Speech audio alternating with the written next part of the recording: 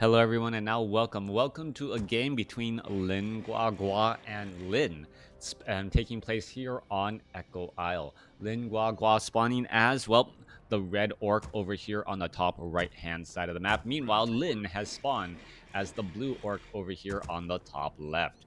Lin versus Guagua, not confusing at all considering that they're both orc players. Both start with Lin, and I don't know if all we need now is Hitman to be in another follow up game whose last name is Lin to confuse the matters even more. Anyways, what are we gonna see in this orc versus orc mirror match here on Echo Isle? As the mirror match in the past I'm saying, when I say the past, I mean like the distant past, like 10 plus years ago, maybe even 12 plus years ago, when Bunny was making replays at WC replays or audio commentaries, and there wasn't even YouTube up. I remember, like, wow, those old days when to watch commentary. There would be an article out there. You would download the sound file, and then you would download the replay, and you would sync the replay to the sound file, and then watch that way. That just the old good old days. They actually call grubby gua in China, right? So it's Lin, and grubby grubby. I didn't know that they called grubby gua in China. Anyways, what are we going to be looking at here? It is going to be a Blade Master going up against a Blade Master. No surprises, as Lin Guagua opening up with that Voodoo Lounge off over here. If you're wondering, I think those last two words are actually Guagua, like melon. So maybe that's the easy way to determine who is who. All right. Are we going to be seeing a quick tech to tier 2? That is the question now. Just trying to get that little bit of extra gold. Coming back over here on the top left, Blade Master also, well, doing a bit of creeping as well. And it will be difficult to spot Lin's Blade Master if he is wind walking around the map. I still remember Walk TV. Yeah, good times, good times. All right. Blade Master and Grunt now making a bit of a move out across the field. Blade Master picking up a Ring of Protection +3, not the item he was hoping for, but, well, he'll be happy to know that his opponent has also picked up the similar item. Down goes that Forest Troll Berserker. Blade Master going to retreat back home, sell that Scroll of Town Portal, pick up a Healing Salve, and maybe a Scroll of Speed. Yep, double Healing Salves, Scroll of Speed. Always makes sense to get those double Healing Salves and to just try and restock your own Voodoo Lounge and have access to them early on, as the Blade Master may be putting down a lot of pressure. All right, this game is a lot of play and counter play at this point, as we're looking at the red Blade Master Lin Guagua Lin Guagua over here on the bottom left, finishing off the Ogre Magi. Gonna try and pick up that useful item. Is it gonna be a circlet or a claws? No, gloves of haste, and some decent items for that Blade Master already. Meanwhile, a lone grunt going after that Voodoo Lounge here, and as I've said before, very difficult to spot where the Blade Master is. Blade Master off over here on the bottom right, gonna try and do exactly what the Blade Master of Lin's going to try to do exactly what the Blade Master of Lin Guagua did, which was clear out this Ogre Magi creep camp and take that item.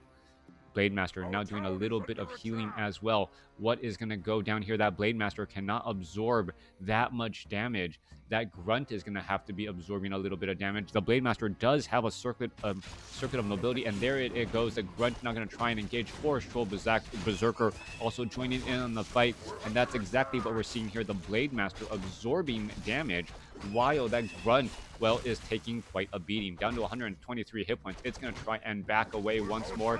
A little bit of, well, freeing things up. There's a healing salve on that Grunt, as that Grunt is going to try to retreat home. Blade Master of Lin back across over here and realizes, hey, wait a second, my opponent is creeping my neck of the wood. Lin Guagua doing a great job so far. Is he going to get punished? That is the question. Did he finish off a Grunt here? There was a retreating Grunt. Where is it? Nope, I don't see it any longer. Blade Master now down here. Blade Master going to go ahead and try and stay alive. Blade Master going to go after the other Blade Master once more as the units are trying to retreat again. Blade Master, Scroll of Speed to try and get away. Meanwhile, Grunts are going to take down the Voodoo Lounge, and that is going to be a major issue, taking down that Voodoo Lounge so early. Low hit point Grunt now back, trying to retreat back here. Blade Master, Dust of Appearance, and this is Blade Master Wars all over the place as the Grunts are just wandering around the map as well. All right, Grunts are going to try and slip on through. Blade Master of Lin Guagua turning and doing a quick attack there. Blade Master now trying to retreat back once more. Dust of Appearance was picked up, but 2.9% or 2.9 on the on Lin Guagua's Blade Master, very close to level 3 as this Forest Troll Berserker is going to try and retreat back. Shadow Hunter already out on the field but for Lin. Meanwhile, Lin Guagua dropped just a step behind as we are going into a Tauren Totem and a Bestiary as the Shadow Hunter is right there. Blade Master going to try and engage. There's a quick Hex right there, extra damage. Blade Master going to be forced to retreat. There's a Dust of Appearance, Scroll of Speed. Are they going to get in front? It looks like it does. There it goes. Going to get in front right there. That Blade Master taking quite a beating right there. And now Hex, every Hex returned is another Hex returned right there as, well, one good play deserves another.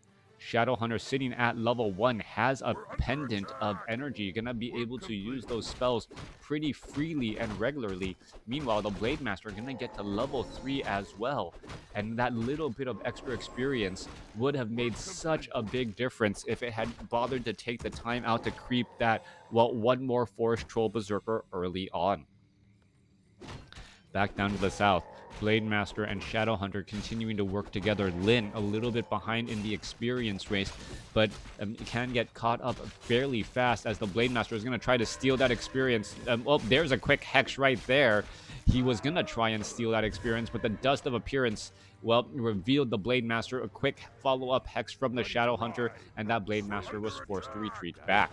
Back off to the side here, Grunt's Shadow Hunter going to try and clear out the Goblin Merchant Shop. No, not looking to do that. A Forest Troll Trapper even throwing down an ensnare onto an unsuspecting Grunt as the Blade Master, tries to do a little bit more creeping. Sentry Ward actually placed down right in the middle portion of the map. Lin getting a little bit of a lucky item break right there, perhaps not knowing that he is revealed as the Blade Master still gets the experience. All right, Manual of Health, Shadow Hunter is right there. Blade Master was revealed from that Sentry Ward, but somehow was not hexed or shut down at all.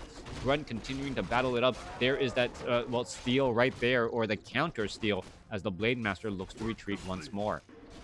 Fighting back and forth, Blade Master level 3, level 1 going up against level 2. Who really has the advantage? The Shadow Hunter off over here should be able to get to level 2 off of this creep camp pretty quickly, as the Blade Master is still doing a little bit of harassment. All right, Blade Master going to try and engage right there, purposely aggroing those creeps. Blade Master nearby. Shadow Hunter, did he place down a Sentry Ward here as well? Is he going to reveal that Blade Master? Yes, he did. Yes, he is. And that Blade Master must have realized it, clicking on the Shadow Hunter, seeing that the Sentry Ward is gone, and not wanting to risk a potential ensnare or surrounding issue. Shadow Hunter staying at level 2. Blade Master just shy of level 3. Does pick up a Potion of Lesser Invulnerability. Level 3, level 2 going up against almost level 3, level 2. Extremely close, going back and forth, as this will give Lin's Blade Master level 3. All right, finishing off some remainder of those creep camps again. And this game here on Echo Isle, I've said it in the past, but this is just a standard case of creeps are a resource. Creeps provide your army or your heroes with experience and, your army with additional gold and powerful items. And so far, we've seen both Lin and Lin Guagua do a great job trying to steal each other's creeps. Overall supply count 49 for Lin compared to 44 for Lin Guagua, as we are still looking to see what the final army compositions are going to be. All right, a little bit of an engagement here. There is a little bit of Spirit Link cast across all those units. We're looking at the Shadow Hunter is hanging out in the back, a decent amount of mana, 340 mana, plenty of healing waves and hexes to go around. Spirit Walkers, Grunts, Raiders gonna get in position here. Shadow Hunter very close to level 3. Level 3 on the Shadow Hunter will be absolutely huge, as we are looking at ensnares now finally being thrown down on both sides. Blade Master in that frontline spot, who's gonna be able to win out more, and whoever gets to level 3 on the Shadow Hunter first may actually have the major advantage. Can Lin get level 3 as the healing wave is gonna bounce around? Gonna finish off one Raider. There goes one Raider. Is another Raider gonna get taken down? Yes. And that was trying to be that trade right there. That Raider needing a split second in order to stay alive does not get it. 40 supply now compared to 49. Blade Master, Orb of Lightning. Well, as a final purge attack here, are we going into a third hero? I am curious as to why Lin Guagua went to tier 3. I do not, well, it looks as though we are going to be going to tier 3 as well for Lin just a little bit later. And the timing on the tech may have been an indication. Lin Guagua was a little bit behind in terms of army size, but he had already started his tech. Meanwhile, Lin had the larger army, obviously, and was able to win out on that battle, and now going to follow it up with the stronghold. He has up a Scroll of Town portal and a Raider at this stage and point in the game. As well, more items will get picked up. Dust of Appearance to try and reveal that Blade Master. We're under attack. Looking at 48 supply compared to 40. Shadow Hunter going to clear up the remainder of this Forest Troll Trapper creep camp. Blade Master Illusion keeping track right here, as this Blade Master going to try and run all the way back home. He was revealed with the Dust of Appearance, as the Blade Master is right there. All right, Blade Master gonna easily just force a retreat right there. Are we perhaps gonna see a Hex? Peons trying to make their way down. Lin going them into 54 supply here. What is he's training? 5 additional 4 supply, getting up a Raider and a Spirit Walker. All right, so a Raider and a Spirit Walker currently in a low upkeep, losing a little bit of gold a second, but as long as he's taking down peons and getting an advantage some other way, he shouldn't end up falling behind. Torrens could be a possible unit as well, with that Pulverize to help deal with those Raiders. We've seen how powerful Torrens can be, but right now we are only looking at Kodo Beast and, well, mastery training on the Spirit Walkers. Yeah, I had forgotten Orc versus Orc mirror match. You do go for mastery training on those Spirit Walkers first, keeping your Spirit Walkers alive, making sure that they have mana, and then the transition into Tauren is just that much better. You're able to constantly resurrect your Taurens, your Spirit Walkers, and your actual Taurens, as the units are now making their way out. Yeah, that's a little bit difficult, right? The Spirit Walker is a Tauren, but right, it's not the Taurens that we're thinking of. A little bit confusing. Level 3 on both heroes, Blade Master and Shadow Hunter. No one really having a big advantage there. Both sides sitting on one base play, as we are looking at, well, mastery training coming across from Lin as well. 58 supply, a little bit of gold. Meanwhile, Lin Guagua is actually starting to bank up some gold, perhaps wanting to get to Taurens in a timely manner. I don't see an upgrade on the attacks, though, as we're looking at the Raiders and the Shadow Hunter now making their way out. Blade Master coming across your Potion of Lesser Invulnerability. Also 12 armor on that Blade Master. Going to be very difficult to take out, as the Fortress is now researching Pillage. All right, Raiders going to try and take down some easy buildings here. No fortified upgrades on the Orc Burrows, as that would actually be detrimental to the health of the fortress or of those Orc Burrows, as there is so many Raiders out onto the field. The Spirit Walkers perhaps should be joining in on the fight, but taking down Burrows instead, as the amount of damage they do to a fortress is, well, pretty much non-existent. Kodo Beast in the back, giving a major damage bonus across the board. Who is going to come out on top? Raiders going to go ahead and, well, try and focus things down here. And what? There's actually watchtowers. All right, what was going on here?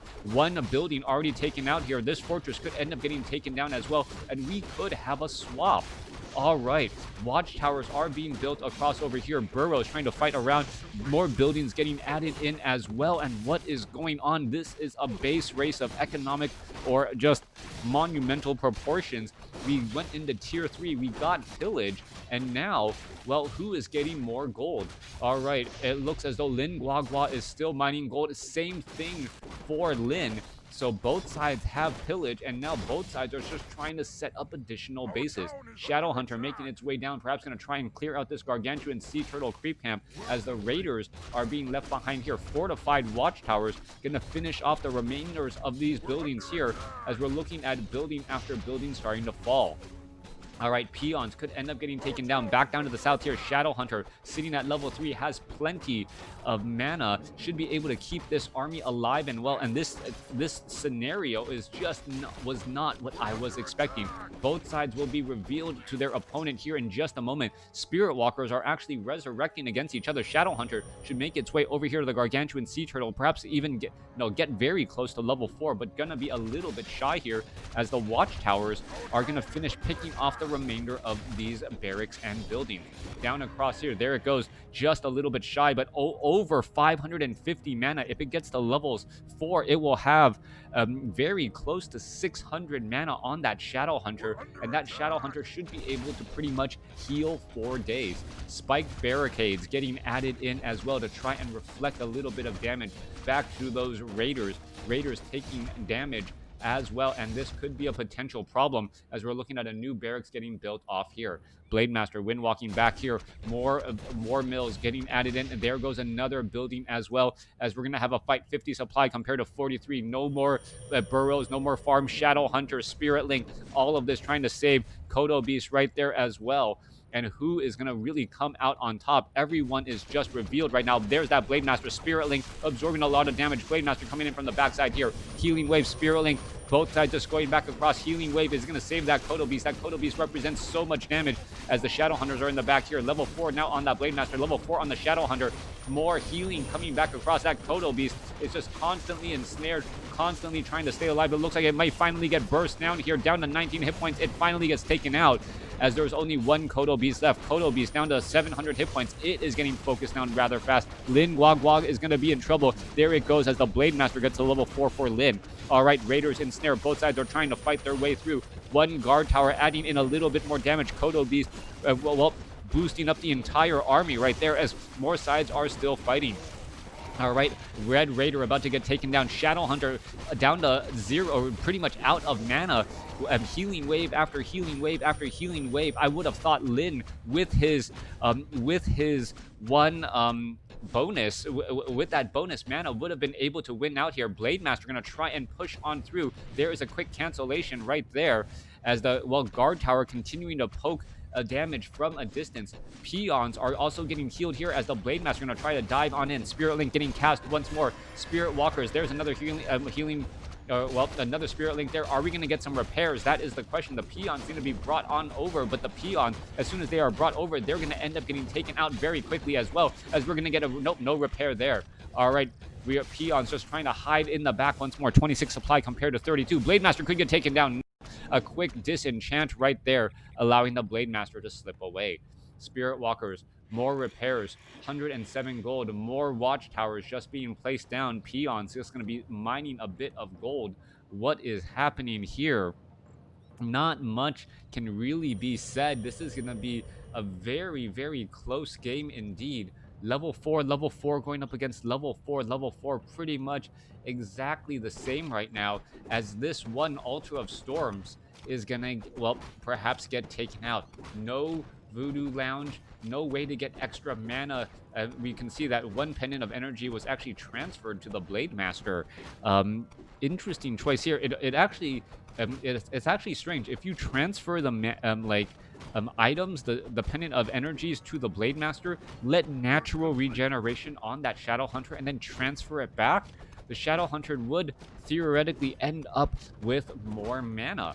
And then having more mana in that next fight could be that difference. The problem right now is that the Blademaster has no additional item slots. Could perhaps try and bring the Ring of Protection over to the Shadowhunter to free up that slot right there.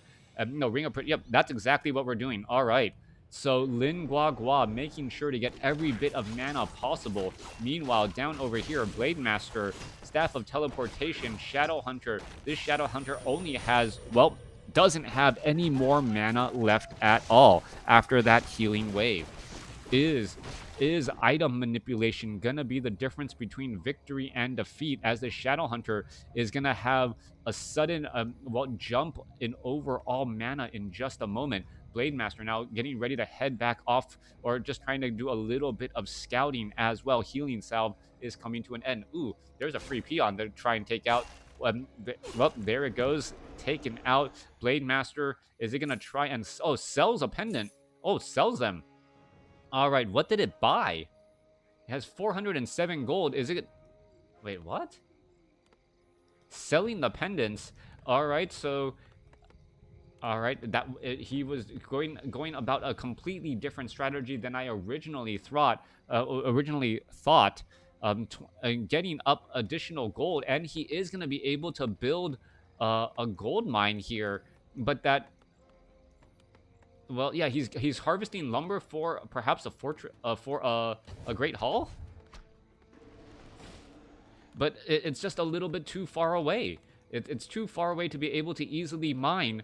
And of the game right there. All right, we're looking at a Voodoo Lounge being built by Lin. That's going to be a little bit of an extra gold. Blade Master, what is going on here? That gold Goblin Marketplace, everyone just trying to run around figuring out what the items are going to be. And it looked, what was that? That was, wait, did he buy another? No, he did not buy another Claws of Attack. I am so confused right now. All right, Voodoo Lounge coming into play.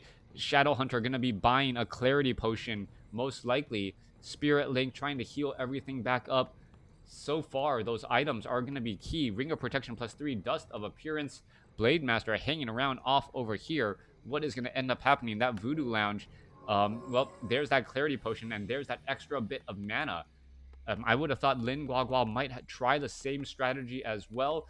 Or, well, it looks like he's actually going to try and build a new a new Great Hall. But the timing just seems a bit different. So, no, he's upgrading his spiked barricades? All right, he's upgrading his spiked barricades even more. All right, that is not how I expected him to spend his gold at all. Yeah, maybe even denying that potion would have been a great call. Right, that Shadow Hunter up to 300 mana, being able to attack it. The problem would have been, though, a very quick Hex onto that Blade Master, followed by an Ensnare, and then that would have pretty much shut him down. All right, in comes the battle here. Forestro Berserker should not have been that far in the front. Healing Wave going to try and keep him alive. Master trying to back across. There's a lot of guard towers right in the back there. Blade Master is going to try and wind walk away, and more poking damage coming across here. All right, going after the Kodo Beast. Kodo Beast could end up getting taken down. There's a purge onto the Kodo Beast. Kodo Beast about to fall down to 300 hit points and dropping rather steadily, as we're seeing that Spirit Link just trying to save that damage. Oh, the Kodo Beast escapes at 2 hit points. No, finally ends up getting taken out here. All right, we're still looking at more poking damage heading across. 27 supply compared to 26. The additional spiked barricade upgrades perhaps going to keep them alive. More disenchant along the backside. Healing Wave coming across and continuing to heal as well. Was the gold really worth it? That is, I'm not quite so sure on, as the peons are making their way in. Blade Master is low on hit points. The Shadow Hunter could have had an additional healing wave or two, as the Shadow Hunter could end up getting taken down. Trying to fight its way back out here. Shadow Hunter down to 105 hit points. Spirit Link trying to save it. Blade Master could get taken down. Who's going to end up falling? Blade Master of Lin falls right there, down to 10 hit points. Kodo Beast, what is going on here? Shadow Hunter just trying to finish off one last hero. Shadow Hunter down to 24 hit points, and it looks like it is going to end up a GG. Lin Guagua winning out that battle, having the 300 extra gold that he didn't spend. And I think that's the first time I've actually seen a game where the entire army on one side was destroyed. There was actually 0/0 supply coming in from Lin. A strange game going back and forth. A little bit of stall that we often see on Echo Isle. A head scratch move by Lin Guagua to actually sell those pendants And then I don't think he really did. That was 300 gold. He didn't do anything with it. If he had transferred the pendants, he transferred the pendants over to the Blade Master, and then at one point his own Shadow Hunter got up to like 250, almost 300 mana. If he transferred those pendant of energies back over, that would have been a sudden increase in mana, 2, maybe even 3 more healing waves of a difference, and then that fight wouldn't have been nearly as close. But yeah, a great game. Attacking to an army supported with 3 towers was a bad decision. Well, yes, that is definitely the case. Attacking in that spot would have been very bad news. One thing, yeah, just getting into that particular spot, upgrading spiked barricades, an additional spiked barricade upgrade made no sense whatsoever. I'm not quite sure why he did that either, but hopefully that game was entertaining for you guys. Thanks for watching. Thanks for listening.